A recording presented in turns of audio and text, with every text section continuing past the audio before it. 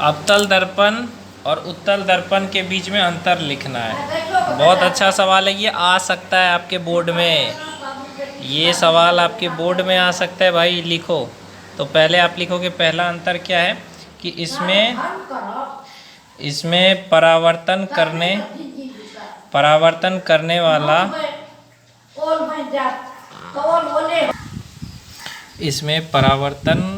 करने वाला क्या होता है, चमकीला तल। एक मिनट, इसमें परावर्तन करने वाला चमकीला तल अंदर धसा होता है, अंदर की होता है हमारा धसा होता है। इसमें परावर्तन करने वाला चमकीला तल क्या होता है, अंदर धसा होता है। ये चीज़ आपको पता हो गया। और इसमें क्या होता है, उभरा होता है। उत्तल दर्पण में इसमें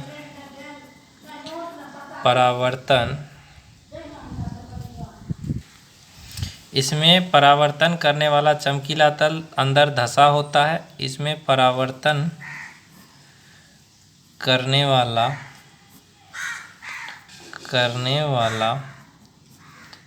चमकीला तल बाहर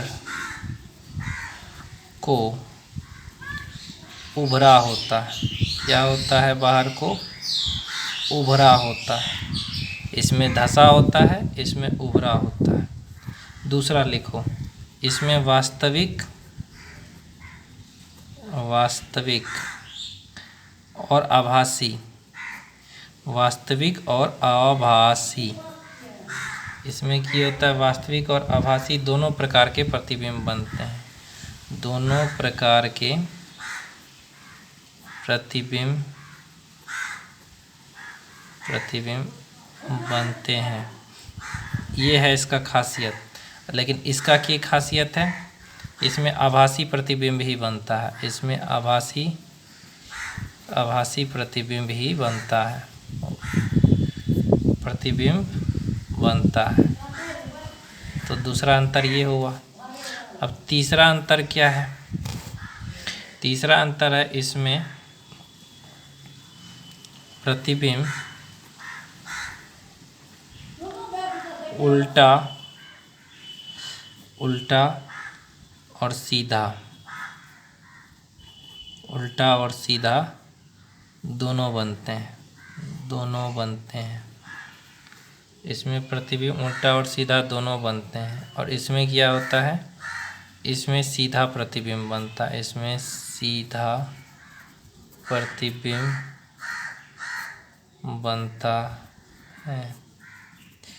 चलो चौथा अंतर क्या हो जाएगा, ये इम्पोर्टेंट क्वेश्चन है इसलिए मैं कह रहा हूँ, इसका आपको याद करना चाहिए और इसको लिखना चाहिए। इसमें प्रतिबिंब की होगा, इसमें प्रतिबिंब बड़ा छोटा तथा वस्तु के आकार का तीनों प्रकार का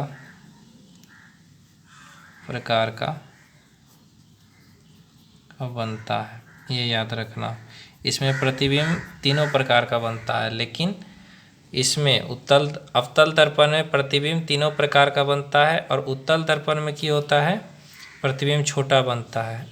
इसमें प्रतिबिंब छोटा बनता है। तो आई होप आप लोग को ये लिख लिया होगा। नहीं लिखा है तो स्क्रीनशॉट ले लो, बहुत अच्छे से ले लो स्क्रीनशॉट, इम्पोर्टेंट है, बहुत ही अच्छा सवाल है। आप लोग के लिए मैंने अच्छे से बताया है। इस सवाल आपके एग्ज़ाम में आ सकता है। अब ये सवाल देखो, इसमें लेंस के बारे में बोलना है। उत्तल लेंस और अवतल लेंस में अंतर बताना है। तो देखो, उत्तल लेंस की क्या खासियत है कि बीच में मोटा तथा किनारों से पतला होता है। क्या होता है, बीच में मोटा होता है तथा किनारों से पतला होता है। इसका ये खासियत है कि बीच में मोटा होगा, किनारों से पतला होगा। ये पहला अंतर है। एक सेकेंड, हवा ज़्यादा तेज़ है इस वजह से ये ऐसा हो रहा है। इसमें क्या होगा, इसमें ऐसा नहीं होता है, बीच में पतला,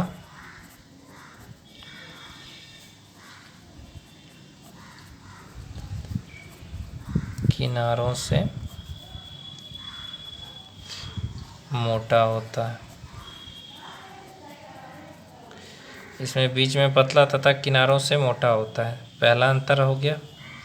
दूसरा अंतर यह है, अक्षर बड़े आकार की होती है, अक्षर बड़े आकार के दिखाई देते हैं।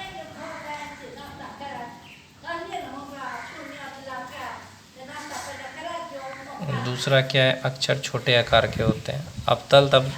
उत्तल लेंस में नहीं, दर्पण का तो बता दिया। उत्तल लेंस में क्या होता है, बीच में मोटा और किनारों से पतला होता है। अवतल लेंस में क्या होता है कि बीच में पतला होगा और किनारों से मोटा होगा।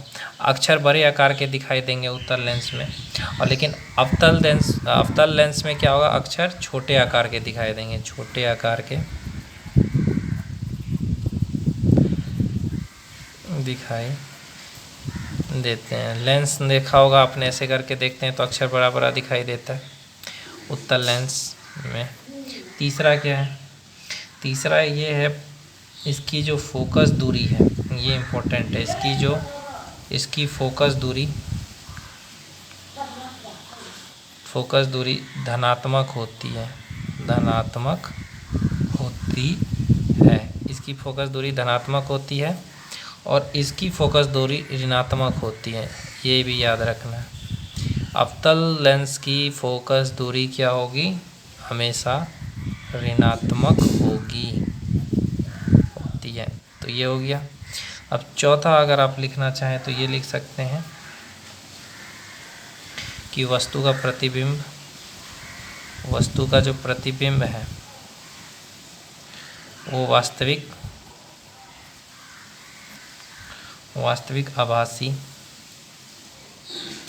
तथा उल्टा बनता है। वस्तु का प्रतिबिंब वास्तविक आभासी तथा उल्टा बनता है। इसमें वस्तु का प्रतिबिंब जो है,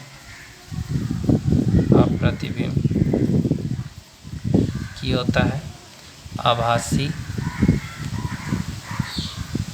तथा सीधा बनता है। तो ये आपको मैंने जो अंतर बताए, ये भी आप एग्ज़ाम में लिख के आएंगे तो 5 नंबर आपको मिल जाएगा। तारे टिमटिमाते हैं किंतु ग्रह नहीं टिमटिमाते हैं, तो क्यों? तो आंसर इसका साफ है, ग्रह जो है वो तारों की अपेक्षा हमारे बहुत समीप होते हैं।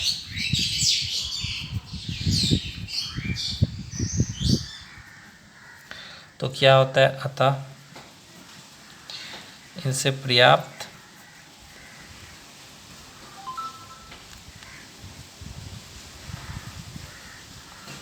प्रकाश मिलता है कि वायुमंडलीय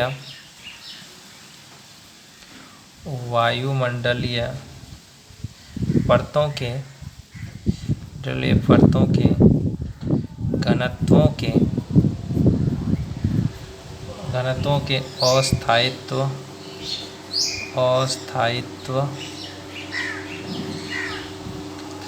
के प्रभाव के चलते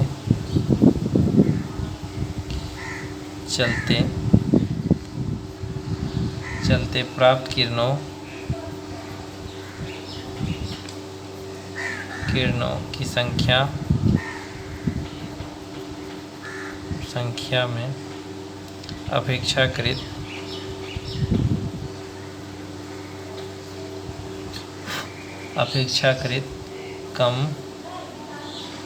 कमी आती है।